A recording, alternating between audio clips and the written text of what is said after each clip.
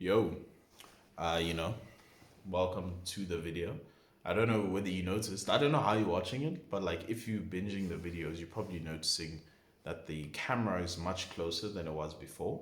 And it was because I saw the video, I didn't like how far it was. It was way too far.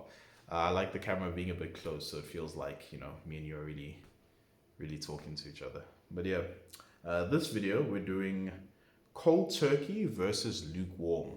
Now, this is in terms of dieting, and when I say lukewarm, I don't mean in terms of maybe in terms of dedication, but basically, I'm gonna be going over my personal experience with both, right? And why I think cold turkey is better for your progress than lukewarm, right? And it basically comes down to this. The issue with lukewarm is that you're fighting your impulses, but you're battling against companies that have specifically made their food to be addictive, right? I found like I've tried both. I've tried going cold turkey, only eating healthy foods. When I say healthy, I don't mean like all the way like fucking. That's why I need to specify because some people might be like, no, cold turkey means I'm eating carrots boiled in water, and no, when I'm talking about cold turkey, I'm talking about I'm not like eating. I'm not trying to fit in a chocolate bar into my diet, or I'm not trying to, all that. Like if I'm gonna have a chocolate bar, then I better find some low calorie recipe to make it myself. I'm not gonna be buying any like Kit Kats or something. I'm not gonna be buying stuff that I can get at the store. And the reason why is that I found in my fitness journey, my dieting journey, it's much more difficult to stick on track when I'm doing lukewarm, just because what ends up happening is that I'll try to section it off, I'll try to I used to do this thing where I'd buy Tim Tams, right? Because I love Tim Tams. I'll buy Tim Tams and basically I would section myself three for the day, which is about 300 calories, and then I would eat it with tea. I'd have it with tea, right? And that helped. Well, at least I think it helped. But the issue is my desire would grow like the more I'd eat it, right? Because it's made to be addictive. It's made to for the more whenever you eat it, whenever you finish eating it, you want more. And it makes it hard when you know that it's there, right? You have it there. So what would happen is that like I would eat it and then eventually it build up. Then it'll be like a thing on like a Friday or something where I'll just binge. I'd eat everything. And then like what would sometimes happen is that I'd go to buy more to be like, oh, I'm gonna eat it for the week. And then I would eat it all in the same day. I'd buy like I'd buy Tim Tams for the week, it'll be gone within the day. Right? And I found that for me, with someone with a very low like impulse control in terms of food, like I have impulse control everywhere else. It's very easy for me to like say no to things, right? Say no to things, not just like do things because I feel like. But like in terms of food, I fail so much, and I can. It's part of why, what's it called? It's part of why I got fat, right? At some point, because I just have very low impulse control in terms of food. Like if I don't actively think about it, I'll find myself eating a lot. And why? It's because what I talked about in a previous video, self image wise, I'm the guy that can eat a lot, right? That's where my self image is, and I'm trying to change it, is that I'm the guy who eats a lot. And when you're the guy that eats a lot, you don't really, you kind of like find excuses for why you can handle eating Tim Tams, right? Like I know at some points I could, but that was more like if you asked me like December, I would have been able to do it. But that's just because December I was so focused on the goal because at some like when I'm saying like December, I was able to like eat such and like lose weight the next day, like eat 2,000 calories extra and lose weight the next day. But the only reason for that is that December I was so hyper focused. Like genuinely, my only goal for December was to stay the same weight that I came in, right? My goal for December was not to gain any significant weight during all the festivities. And since that was my main goal and all I was doing, I was doing like 4 hours of cardio every single day. I was burning 2,000 calories a day. So, like, eating extra 2,000 calories did genuinely nothing. I would come out of it having lost weight just because, I'm doing all this cardio, then there's all the extra walking that I don't count as part of the cardio, right? So, there was a time, and then the issue with that is that, like, it's one of the, I'll probably go into a video about it in terms of unsustainable uh, dieting practices.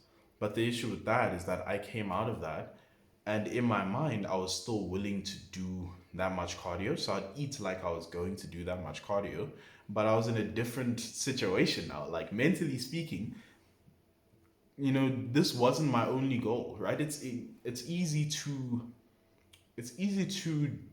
hyper focus on a goal and do very well in a goal if it's all you have on your mind, right? December eating so much only worked because, me being lukewarm only worked because my only goal was maintaining, right? So all my time was dedicated to maintaining. I'm talking going to the gym just for cardio, to walk for 4 hours, walk uphill for 4 hours. Like, that's what I was doing. And it works, and what's it called? It works, and you can kind of combat the effects of how addictive the food is. Because, as I said, when you're trying to go lukewarm and you're kind of eating these little snacks, they're not made to be eaten in like normal portions. They're made so that you eat them, and if you eat them in like a normal serving size, you'll want more. And the issue is that depending on your situation, if you have money, you can get more. And that's where the problem comes in. It's much easier, I've found, to just go completely cold turkey on all these things. Just stop eating all this extra junk food that you really don't need. Stop eating all the extra junk food. Decide, I am not going to buy anything, right? I'm not going to buy like chocolates at the store. I'm not going to go to McDonald's and buy that. I'm not going to do none of that. It's much easier to just say that you're not going to do it and then stick to not doing it than you know, trying to like negotiate how much of it you can do without like messing up your plans. Because what ends up happening is it's a kind of a, you give an inch and you take a mile, right? The more you do practice this lukewarm stuff, the more leeway you start to feel that you have, and you start making decisions that don't actually make sense. Like, you start being like, it's lunchtime, you're like, oh yeah, I'll have this and I'll just not have supper.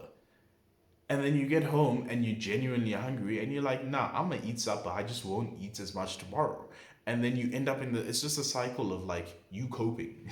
You're just thinking, oh, I'll just take away from later, instead of being like, I don't need this. Looking at the McDonald's and being like, nah, I don't eat McDonald's. Instead of being like, oh, I'll just have a burger. And then when you're having the burger, you'll have like some chips. You're like, maybe I should get some chips. Oh wait, since I'm having a burger, it's weird to have a burger with no drink. So let me get this drink. And then you eating with your friends, so they're probably, unless you eat alone, which is not really weird. I was gonna say it's weird, but like I don't think it is. If you enjoy the food, you enjoy the food. But like, if you're eating with your friends, they're like, oh yeah, you're eating with them, so you get some fries because you already in the mood. You're putting yourself in a bad frame, and I've found it's much easier, like, mentally, in terms of when it comes to dieting. It's easier mentally to have in your mind that you're the healthy person, and you work based off of that purely, right? Because the more extra shit you put in, the more muddled the image that you're trying to create becomes. Because it's like, oh, I'm the guy that's like losing weight and I'm the healthy person. And then you also eat chocolates, right? Like, as much as technically you can still be healthy, like eating chocolates, it's like a shared image of a certain thing. It's easier to just adhere to the more stringent version, because the more stringent version is very simple, right? It makes things very simple. It makes your choices very simple, which makes adhering to stuff very easy. Because instead of being like, so if you're lukewarm, right, you're presented with temptation. And since you're lukewarm, you have leeway to negotiate the temptation, right? So like, if I'm buying stuff from the store and now I'm on my way out and then I see all the chocolates in the aisle, where you walk into the cashiers and stuff. If I was cold turkey, I'll just be like, nah, I don't eat that. And that's where the conversation ends. Me personally, I like looking at calories to be like, damn, it's really that much calories. But like, in terms of me actually doing anything about it, That conversation ended the second I said, I don't eat that, right? But if I'm lukewarm, I'll be there and I'll be genuinely considering. I'll be like, oh, it's only 200 calories. If I take 200 off of supper, then I can probably fit it in. Or if I take 200 off of tomorrow, then I can probably fit it in. Oh, tomorrow, let me take 200 off of breakfast so that I can come back here and eat this now. Like that's you start negotiating things that you really don't, because you don't need things like candy bars. Like they taste nice, they're very nice, but like nutritionally wise and like actual, life outside of those 15 minutes, you don't actually need the candy bar. So you make your life much easier when you end the conversation at I don't eat that. Because then it's a very simple conversation to have. There's less space for you to fall to temptation because you don't even entertain temptation. Right? Because once you like now buying this thing and you're like, oh, I'm gonna have this, then you're probably now planning to buy later because in your mind you've made it a thing that you can do, and you're gonna spiral. You're gonna keep on adding stuff and like switching out meals for just like sugar, and then eventually you can't do that anymore because you start becoming genuinely hungry and you start lying to yourself about, oh, I'll take it off of tomorrow and stuff like that.